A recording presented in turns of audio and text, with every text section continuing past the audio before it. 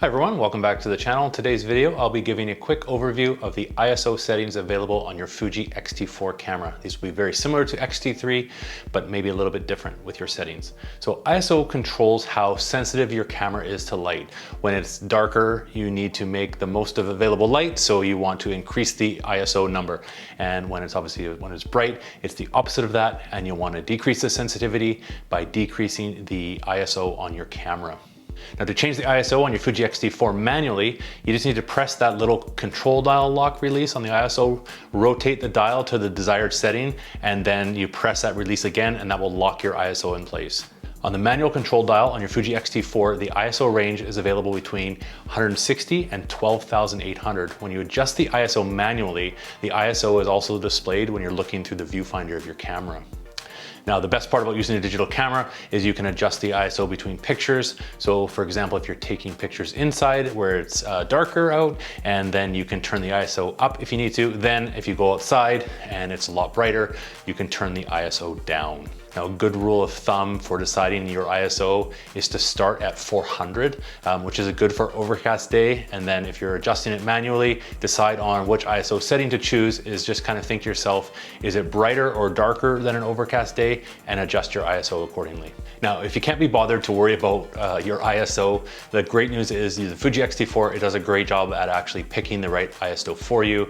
And the next option that you have for the Fuji X-T4 camera is, and this is the one that I normally use, it's auto ISO. So this is shown on the control wheel as a letter A for auto, makes sense and easy to adjust. So if you're using this setting, the sensitivity is automatically adjusted in response to the different shooting conditions you're having for auto ISO. So there's very minimal stuff to do with this setting.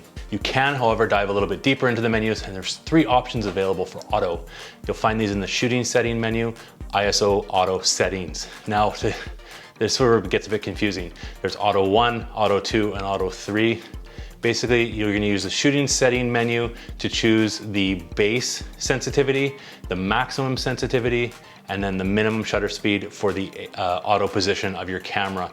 I would just leave this setting on the default setting. It seems to work just fine in your Fuji X-T4 camera.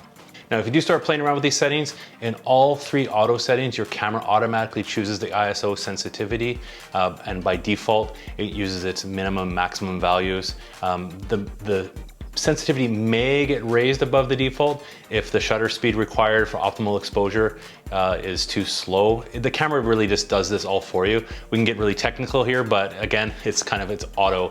It's best to not even kind of think about that. The third option is similar to the manual as well, but this lets you choose to adjust the ISO on the command dial setting of your camera. Now, with this setting, it's very similar to a regular DSLR or a camera that doesn't have those top knobs on it.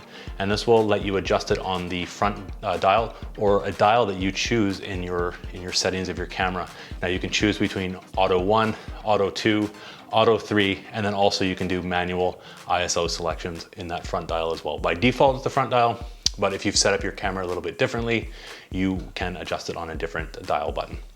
Now, you will notice that the high and low values are not on the manual control dial. These are basically extended values, and they may reduce the dynamic range or increase some of the noise that you see in your image. That is a quick overview of ISO settings on your Fuji X-T4. If you have any questions about ISO, let me know down below in the comments. I'd be more than happy to answer them for you. If you found this video useful, always appreciate a thumbs up. It lets me know you liked the video. And finally, if you haven't subscribed, please consider subscribing to the channel, clicking the notification bell to get notified of new Fuji videos that I share on my channel. And I will see you in the next video. Thanks for watching, everybody. Have a great day.